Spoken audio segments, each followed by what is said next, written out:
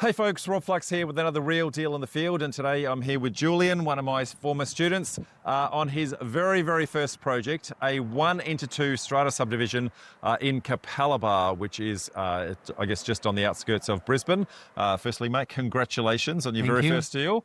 Now, strata subdivision in this instance, so for those who aren't familiar with the process, strata subdivision means you actually have to build the dwelling at the back before you actually, and then subdivide afterwards. And so we can just see, I guess, down the back of this driveway here, you can see the second house. Now there's a second driveway on the other side. We're going to go and have a look at that in a sec. But firstly, mate, how did you actually find the deal?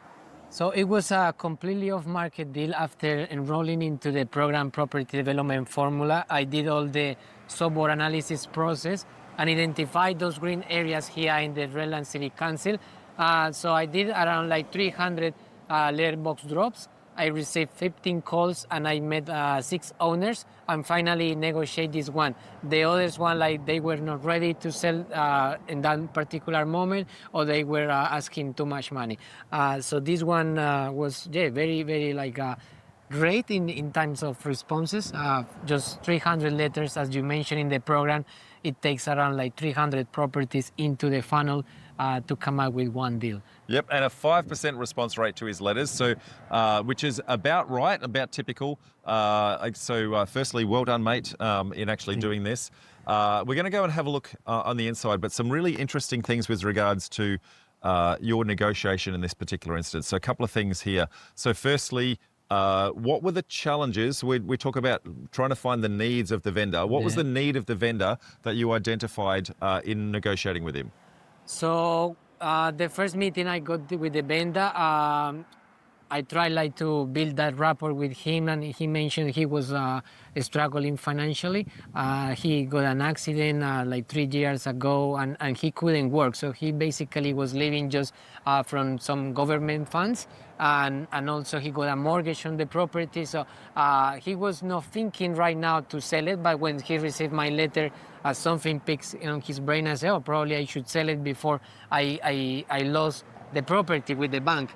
So it was a win-win situation because also he need time to find another property, and I need time like to do some due diligence before lodging the DA application. So we managed to negotiate 3 months delay settlement, and during that period I did all my soil reports and survey detail and design of the other house. So just in case you missed it, folks, 3-month delayed settlement. So time, he needed time to find the next place, and he was also in some financial distress. So you were actually helping him out of that financial distress. So when we start to go, what are the needs of the vendor? If we can find a solution to them, that's going to help us massively in order to do that. Now, a little bit hard to see, but you can kind of just see in this corner here some, I guess the fence line is actually black. It's actually black rubber. It's rolls and rolls of industrial strength conveyor belt rubber. And this place was riddled with it. So, and when I say riddled with it, it was everywhere. It's under the house. It was on every surface of the house. The fences made of it, all that sort of stuff. The driveways, the garden beds, all the fences. He removed actually the existing timber fence and put rubber everywhere. Inside the house, the skirting boards were made of rubber. It was, I don't know, like he got some interesting and the inside of the house was painted completely black, completely black. So this guy was clearly trying to, I guess, deaden some sensory things and that sort of thing. But what it's done is it means that it was not attractive to a normal buyer as well. So and for that reason, you're able to pick it up at a discount.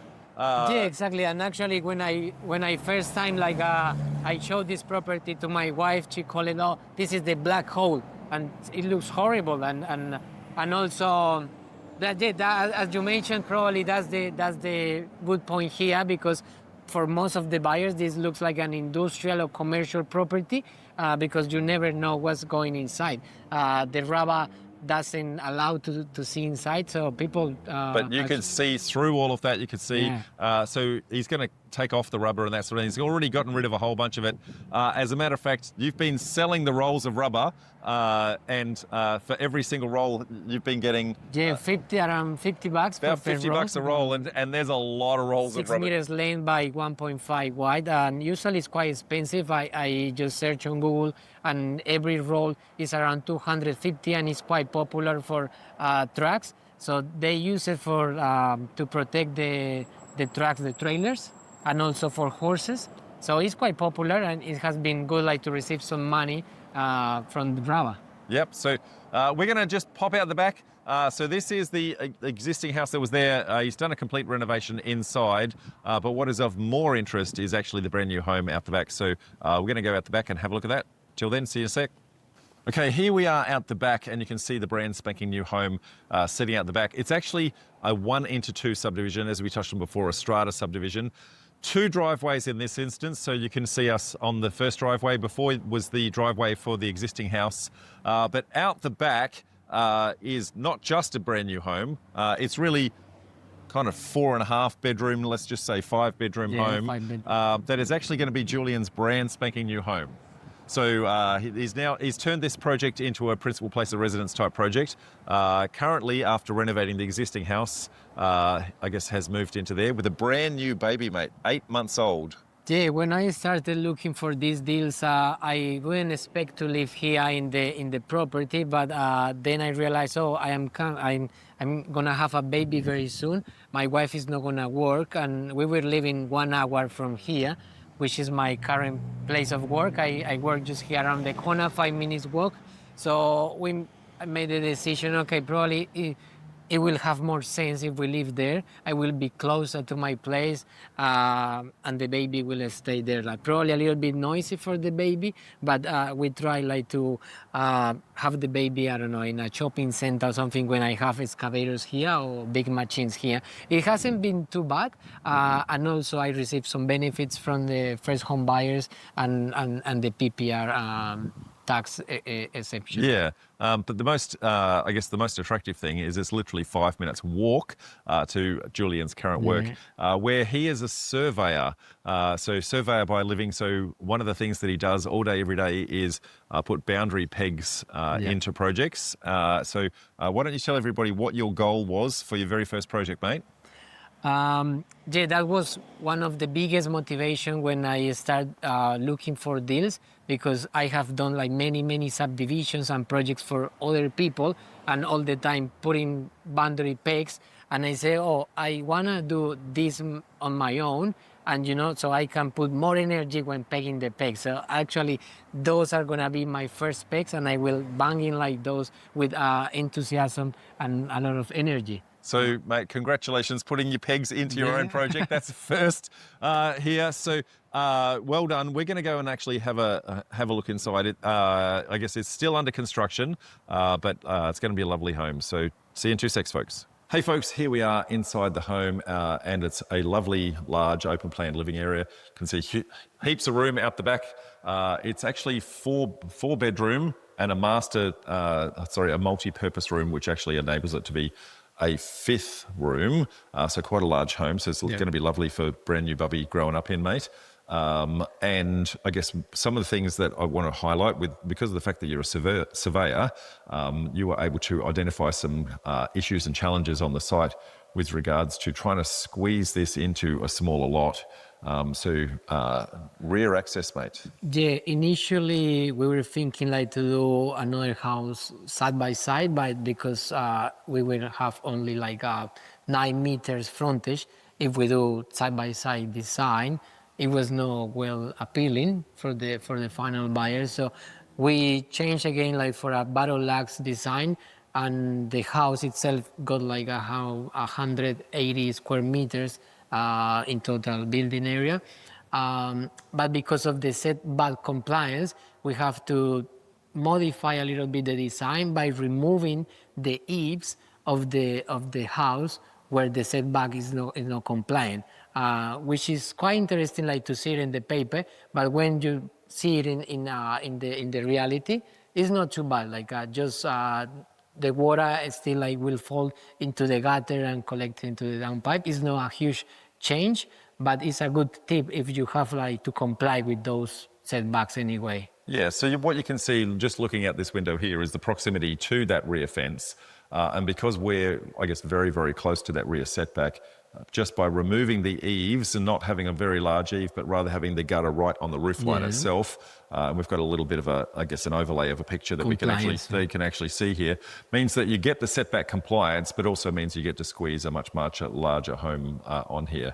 So, mate, future home for Bubby. We're going to hear the full story at one of our upcoming meetups. Yes. But I guess whilst we're still constructing, projected profits, mate.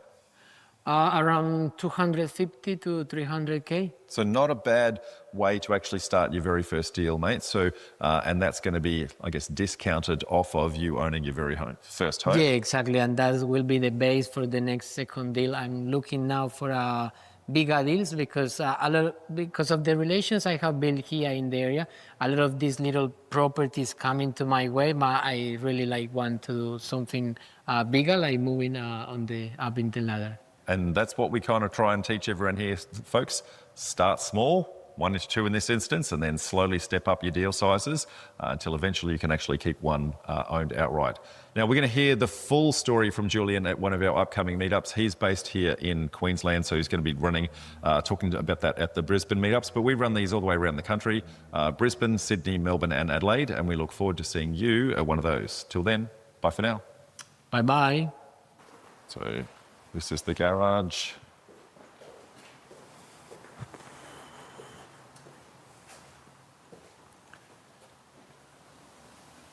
Big open space. Master bedroom. Bathroom. Walk-in robe.